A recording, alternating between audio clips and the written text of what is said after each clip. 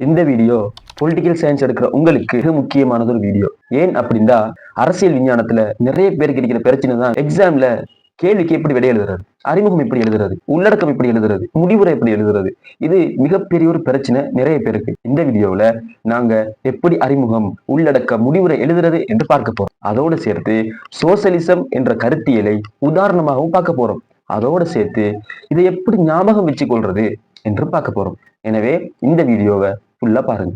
அரசியல் பாடத்துல பகுதி 2ல 20 மார்க்ஸுக்குரிய கேள்விகளும் இருக்குது, 15 மார்க்ஸுக்குரிய கேள்விகளும் இருக்குது, 5 மார்க்ஸுக்குரிய கேள்விகளும் இருக்குது. இதுல 20 மார்க்ஸுக்கும் 15 மார்க்ஸுக்கும் கட்டாயம் அறிமுகம், முடிவுரை இருக்கணும். அறிமுகத்தை பொறுத்த வரைக்கும் 20 மார்க்ஸ் கேள்வியில 3 புள்ளிகளும், உள்ளடக்கத்திற்கு 15 புள்ளிகளும், முடிவுரைக்கு 2 புள்ளிகளும் வழங்குகிறார்கள். 15 மார்க்ஸை பொறுத்தவரை அறிமுகத்திற்கு 2 புள்ளிகளும், உள்ளடக்கத்திற்கு 11 புள்ளிகளும், முடிவுரைக்கு 2 புள்ளிகளும் வழங்குகிறார்கள். இப்பொழுது அறிமுகம் எழுதுவது என்றால் என்ன, அறிமுகத்தை எவ்வாறு எழுதுவது, அறிமுகம் எழுதுவதற்கான 2 வழிமுறைகள், அறிமுகம் எழுதுவதற்கான ஒரு டிப்ஸ் என்ற வகையில் இதனை நாங்கள் பார்ப்போம். மாணவர்களை பொறுத்தவரை அரசியல் பாடத்தில் அறிமுகம் எழுத சொன்னால் ஒரு மலையை கூட நான் நகர்த்தி விடுவேன், அறிமுகம் மாத்திரமே நான் எழுத மாட்டேன், அறிமுகம் எனக்கு வராது, நீங்கள் எழுதித்தாருங்கள், அதை மனனமாக்கி நான் எழுதிவிட்டு வருகிறேன் என்று நிறைய பேர் கூறுவார்கள். ஆனால் அவர்களுடைய அன்றாட வாழ்க்கையில் நிறைய அறிமுகங்களை அவர்கள் பயன்படுத்துகிறார்கள். எனவே அறிமுகம் என்றால் என்ன? அறிமுகம் என்றால் ஒரு விடயத்தை அறிமுகப்படுத்துவது. உதாரணமாக உங்களுடைய பாடசாலையில் அதிகமான ஆசிரியர்கள் இருப்பார்கள். நான் உங்களிடம் வந்து உங்களது ஆசிரியர்களை பற்றி எனக்கு அரை மணித்தியாலும் நீங்கள் பேச வேண்டும் என்று கூறினால் நீங்கள் அதை எவ்வாறு ஆரம்பிப்பீர்கள்? எடுத்த உடனேயே 5 ஆசிரியர்கள் இருக்கிறார்கள், அவர்கள் இந்த பாடத்தை படிப்பிக்கிறார்கள் என்று முடிக்க மாட்டீர்கள். அவ்வாறு முடித்தால் 5 நிமிடம் தான் உங்களால் பேச முடியும். என்ன செய்வீர்கள்? முதலாவது உங்களது ஆசிரியர்களை பற்றி ஒரு அறிமுகம் செய்வீர்கள். எங்களது ஆசிரியர்கள் யாழ்ப்பாண பல்கலைக்கழகத்தில் படித்தார்கள், எங்களுடைய ஆசிரியர்களிடம் படித்த மாணவர்கள் இத்தனை பேர் ஏ சிட்டி பெற்றுள்ளார்கள், இத்தனை பேர் பி சிட்டி பெற்றுள்ளார்கள், இத்தனை பேர் பல்கலைக்கழகம் சென்றுள்ளார்கள் என்று ஒரு அறிமுகத்தை செய்வீர்கள். இதுதான் அறிமுகம். இது எங்களது வாழ்க்கையில் எல்லா விடயங்களிலும் நாங்கள் பயன்படுத்துகிறோம். எனவே அறிமுகம் என்றால் ஒரு விடயத்தை நாங்கள் அறிமுகப்படுத்துவது. அந்த அறிமுகம் எப்படி இருக்கும்? நாங்கள் பின்னால் கூறப்போகும் விடயத்தோடு தொடர்புபட்டதாக இருக்கும்.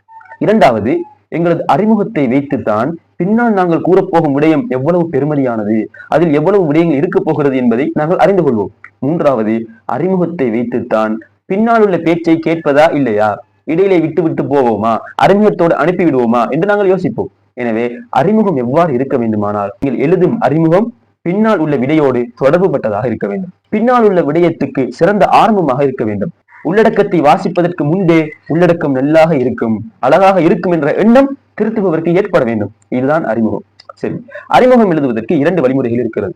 ஒன்று, உள்ளடக்கம் உங்களுக்கு சிறப்பாக விளங்கி இருந்தால் நீங்களாக யோசித்து அறிமுகம் எழுதுவது. இதற்கு தயாராக தேவையில்லை.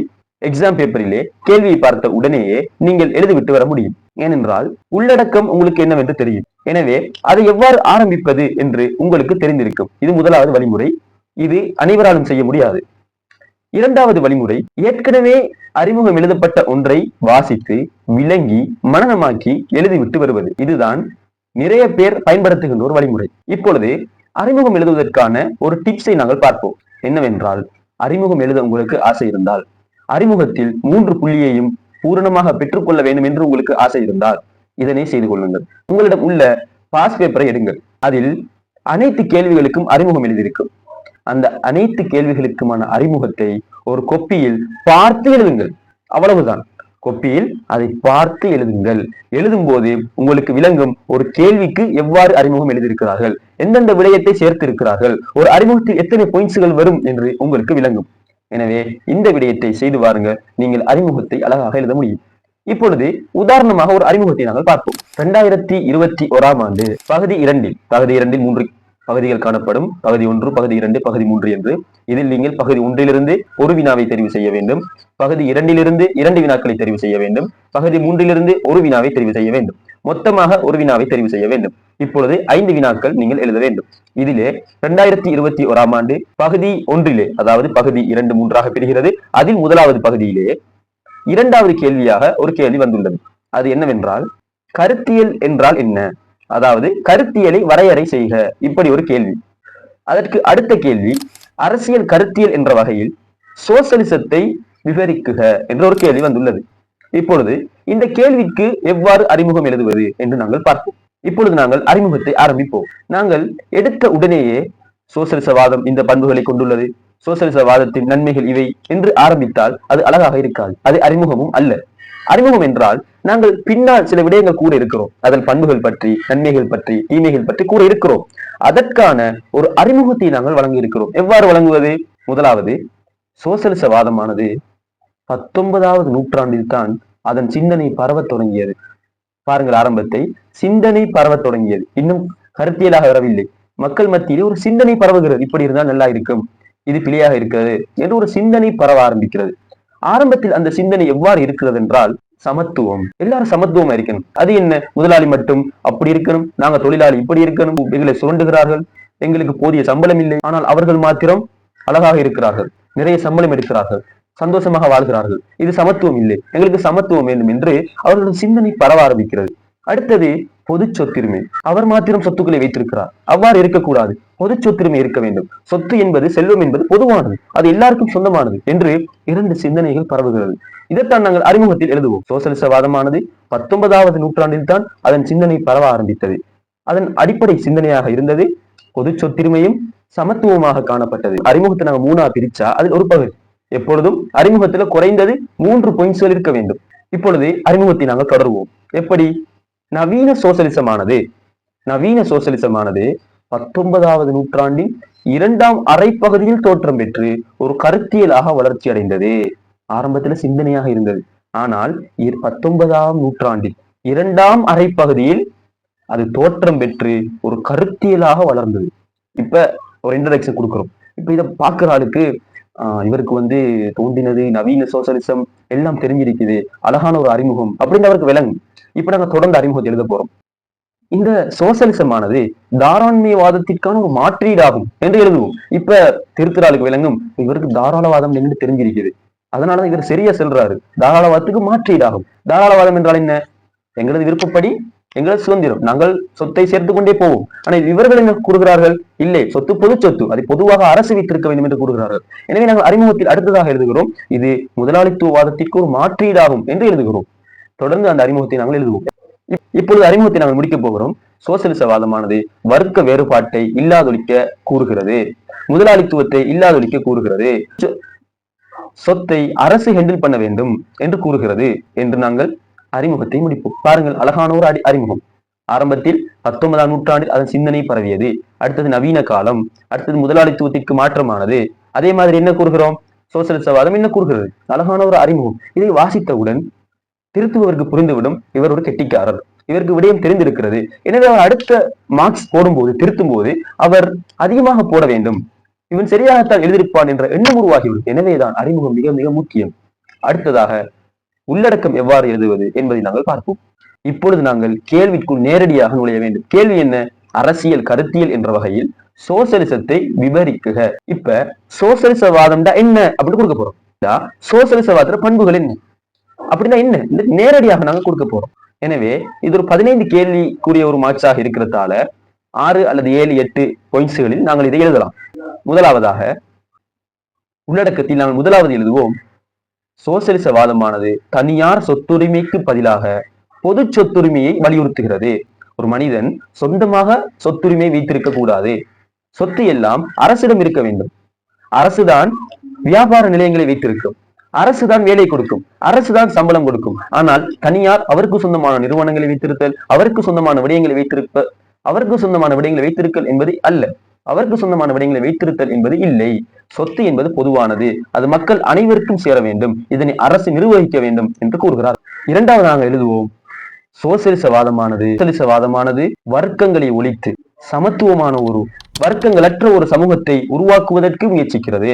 சமூகத்திலே முதலாளித்துவவாதமானது வர்க்கத்தை உருவாக்குகிறது, முதலாளி தொழிலாளி என்றும் ஏழை பணக்காரன் என்றும் வர்க்கங்களை உருவாக்குகிறது. இதனால் முரண்பாடுகளும் மோதல்களும் உருவாகிறது, தொழிலாளிகள் சுரண்டப்படுகிறார்கள், சமத்துவமற்று காணப்படுகிறார்கள், சுதந்திரம் பறிக்கப்படுகிறது என்று பல கருத்துக்களை முன்வைத்து நாங்கள் வர்க்கங்கள் அற்ற ஒரு சமுதாயத்தை உருவாக்க வேண்டும். அங்கு முதலாளி தொழிலாளி என்ற வர்க்கங்கள் காணப்படாது, அனைத்து மனிதர்களும் சமன், அனைவருக்கும் சொத்துக்கள் சமனாக சேர வேண்டும் என்று இவர்கள் வலியுறுத்துகிறார்கள். நாங்கள் இரண்டாவது உள்ளடக்கத்தின் இரண்டாவது விடயமாக இரண்டாவது பந்தியில் நாங்கள் எழுதுவோம்.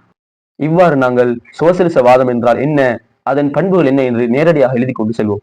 இதை நீங்கள் 2021ஆம் ஆண்டு பாஸ் பேப்பரில் இரண்டாவது கேள்வியாக நீங்கள் பார்க்கலாம். அதனுடைய விடையை சென்று பாருங்கள். அழகான முறையில் பாயிண்ட்ஸாக தந்திருக்கிறார்கள். நீங்கள் செய்ய வேண்டிய வேலை, அறிமுகத்தை எழுதிவிட்டு, நான் 2 வழிமுறை கூறினேன். ஒன்று, அறிமுகம் நீங்களாக எழுதுவது அல்லது எழுதியதை பாடமாக்குவது. எனவே உங்களுக்கு அறிமுகம் சொந்தமாக எழுத வருகின்றதில்லை, அது கஷ்டமாக இருக்கிறது என்றால் நீங்கள் 2021ஆம் ஆண்டு பாஸ் பேப்பரில் இந்த கேள்விக்கான அறிமுகம் இருக்கிறது, அதை மனனமாக்கிக் கொள்ளுங்கள். எவ்வாறு மனனமாக்குவதை நான் பின்னால் கூறுகிறேன். அல்லது பாஸ் பேப்பர் உள்ள அனைத்து அறிமுகங்களையும் கையால் எழுதுங்கள். உங்களால் முதலாவது வழிமுறையிலிருந்து எழுத முடியும், அதாவது தானாக சிந்தித்து எழுத முடியும். இப்பொழுது உள்ளடக்கத்தில் 8 பாயிண்ட்ஸ் அவர்கள் தந்திருக்கிறார்கள், 9 பாயிண்ட்ஸ் தந்திருக்கிறார்கள். அதனை மனனம் செய்யுங்கள். எவ்வாறு மனனம் செய்வது என்பதை நான் கூறுகிறேன். அவர்கள் அதில் தந்திருப்பது ஆசிரியர்மார்களுக்கானது. அவர்களுக்கு இந்த பாயிண்ட்ஸ் இருந்தால் அவர்கள் புள்ளி வழங்குவார்கள். எனவே இதுதான் முக்கியம். இவற்றை நீங்கள் மனனமாக்கி எழுதினாலே உங்களுக்கு மார்க்ஸ் வந்துவிடும். ஆனால் இதை நீங்கள் சற்று விளக்கமாக விளக்கி எழுத வேண்டும். ஒவ்வொரு பாயிண்ட்ஸையும் விளக்கி எழுத வேண்டும். அப்பொழுதுதான் அவர்கள் புள்ளியை பூரணமாக வழங்குவார்கள். இறுதியாக முடிவுரை என்றால் என்ன? இவ்வளவு நேரம் நாங்கள் கூறியதை சுருக்கமாக கூறுவது. இதில் இந்த நன்மை இருக்கிறது, அல்லது இதில் இந்த தீமை இருக்கிறது, அல்லது இது சாத்தியமற்றதா, சாத்தியம் இல்லையா, அல்லது இவ்வளவு நேரம் கூறிய விடயத்தின் சுருக்கம் என்ன என்று நாங்கள் கூறுவோம். எனவே முடிவுரை நாங்கள் எழுதுவோம். சோசியலிசவாதமானது அரசியல் கருத்தியல்களில் மிக முக்கியமாக காணப்படுகிறது. இது வர்க்க வேறுபாடுகளை ஒழித்து சமூக சமத்துவத்தை முக்கியத்துவப்படுத்துகிறது. இதன் மூலம்தான் தொழிலாளர்கள் நலன்கள் பிற்காலங்களில் பேணப்பட்டது, அவர்களுக்கான சம்பளங்கள் சரியாக வழங்கப்பட்டது, அவர்களுக்கான வேலை நேரங்கள் வரையறுக்கப்பட்டது. எனவே சோசியலிசவாதமானது சில குறைகள் காணப்பட்டாலும் உலகிற்கு பல நன்மைகளை ஏற்படுத்தி உள்ளது என்று நாங்கள் முடிவுரையை வழங்குவோம். இப்பொழுது இதனை எவ்வாறு இலகுவாக மனனமாக்கலாம் என்று நாங்கள் பார்ப்போம். நான் இந்த வீடியோவிலே மிக சுருக்கமாக ஒரே ஒரு வழிமுறை கூறுகிறேன். ஆனால் பல வழிமுறைகள் மனனமாக்குவதற்கு இருக்கிறது. நீங்கள் தொடர்ந்தும் எங்களோடு இணைந்திருங்கள். எங்களது வாட்ஸ்அப் குழுமங்கள், டெலிகிராம் குழுமங்களில் இணைந்து கொள்ளுங்கள். எங்களது யூடியூப் சேனல்களை சப்ஸ்கிரைப் செய்து பெல் ஐக்கானை ஒன் பண்ணி வையுங்கள். எங்களது வீடியோக்கள் உங்களை தொடர்ந்து வந்து கொண்டே இருக்கும். 16ஆம் 17ஆம் தேதிகளில் எங்களது வகுப்புகள் ஆரம்பிக்க உள்ளன. இந்த வகுப்புகள் வெறுமனே கற்பிப்பது மட்டுமல்லாமல் விளங்கப்படுத்துவது மட்டுமில்லாமல் எவ்வாறு படிப்பது, எவ்வாறு ஆர்வத்தை ஏற்படுத்திக் கொள்வது, ஒரு விடயத்தை இலகுவாக எப்படி மனனமாக்குவது, ஒரு விடயத்தை இலகுவாக எப்படி விளங்கிக் கொள்வது போன்ற விடயங்களும் அதில் சொல்லிக் கொடுக்கப்பட உள்ளன. மேலும் ஒரு விடயத்தை அழகான உதாரணங்கள் மூலமும் இலகுவான விளக்கங்கள் மூலமும் அது கற்பிக்கப்பட உள்ளன. எனவே அனைவரும் எங்களோடு இணைந்து கொள்ளுங்கள். எங்களது வாட்ஸ்அப் குழுமங்களில் சேர்ந்து கொள்ளுங்கள். இன்ஷா அல்லாஹ் இதில் நீங்கள் பயன்பெற்று ஏசித்தி பெற முடியும். இப்பொழுது இவ்வளவு நேரம் நாங்கள் பார்த்த விடயத்தை எவ்வாறு மனனமாக்குவது என்று பார்ப்போம். நான் இதற்கு மெமரி பேலஸ் என்ற ஒரு வழிமுறையை மிக மிக சுருக்கமாக கூற உள்ளேன். நீங்கள் இப்பொழுது ஒரு அறிமுகத்தை பார்த்தீர்கள், ஒரு உள்ளடக்கத்தை பார்த்தீர்கள், முடிவுரையை பார்த்தீர்கள். அறிமுகம் முடிவுரை பொறுத்தவரை மனனமாக்க தேவையில்லை, நாங்களாக எழுதுவது. நீங்கள் எந்த அளவிற்கு பாஸ் பேப்பர் செய்கிறீர்களோ, அறிமுகத்தை பார்த்து எழுதுகிறீர்களோ, அறிமுகத்தை வாசிக்கிறீர்களோ, அந்த அளவிற்கு தானாகவே நீங்கள் எழுத ஆரம்பித்து விடுவீர்கள். உள்ளடக்கம் என்பது அது முக்கியமான பாயிண்ட்ஸ்களை நீங்கள் மனனமாக்க வேண்டும். எவ்வாறு மனனமாக்குவது? முதலாவது, வாசித்து அதை ஷார்ட் நோட்ஸ் எடுக்க வேண்டும். எடுத்த ஷார்ட் நோட்ஸை மெமரி பேலஸ் டெக்னிக் அடிப்படையில் மனனமாக்க வேண்டும். மெமரி பேலஸ் டெக்னிக் என்றால் எங்களுக்கு ஏற்கனவே தெரிந்த ஒரு விடயத்தோடு நாங்கள் புதிதாக படித்த விடயத்தை கற்பனை பண்ணி இணைத்து விடுதல் ஆகும். உதாரணமாக, நாங்கள் முதலாவது பாயிண்ட்ஸில் பார்த்த உள்ளடக்கத்தில் இது 19வது நூற்றாண்டில் தான் இதன் சிந்தனை பரவ ஆரம்பித்தது, அடிப்படை சிந்தனையாக பொது சொத்துரிமையும் சமத்துவமும் காணப்பட்டது என்று பார்த்தோம். இப்பொழுது என்ன செய்வோம் என்றால், இதனை நாங்கள் கற்பனை பண்ணுவோம். ஆரம்பத்தில் சிலர் இருந்து கூடி பேசிக் கொண்டிருப்பது போல அவர்கள் ஆரம்பத்தில் சமத்துவமாக இருக்க வேண்டும், அதே போல நாங்கள் இந்த சொத்துக்கள் எல்லாம் பொது சொத்துரிமையாக இருக்க வேண்டும் என்று பேசிக் கொண்டிருக்கிறார்கள். எவ்வாறு அது நடக்கிறது? ஒருவர் இருக்கிறார், அவர் சமத்துவமற்ற முறையில் நடந்து கொள்கிறார். ஒரு முதலாளி வந்து தொழிலாளிக்கு அடிக்கிறார்.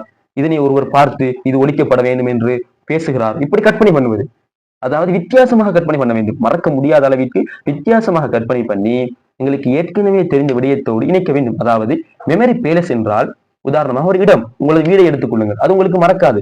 எனவே இந்த சம்பவம் உங்களது வீட்டு வாசப்படியில் நடக்கிறது என்று கற்பனை பண்ணினால், உங்களது வீட்டு வாசப்படியை நினைத்தால் இந்த கற்பனை ஞாபகத்துக்கு வரும். இந்த கற்பனை நினைத்தால் முதலாவது பாயிண்ட்ஸ் ஞாபகத்துக்கு வரும். இவ்வாறு வாசப்படியை வைத்து ஒன்றை ஞாபகப்படுத்தலாம், வீட்டு கதவை வைத்து ஒன்றை ஞாபகப்படுத்தலாம், வீட்டு கதிரைகளை வைத்து ஒன்றை ஞாபகப்படுத்தலாம். இவ்வாறு நீங்கள் படித்தீர்கள் என்றால் ஒவ்வொரு பாடத்தையும் நீங்கள் ஞாபகப்படுத்த முடியும். இன்னும் பல வழிமுறைகள் இருக்கிறது. எனவே எங்களோடு இணைந்து பயன்பெறுங்கள். அஸ்ஸலாமு அலைக்கும் வரஹ்மத்துல்லாஹி வபரகாத்துஹு.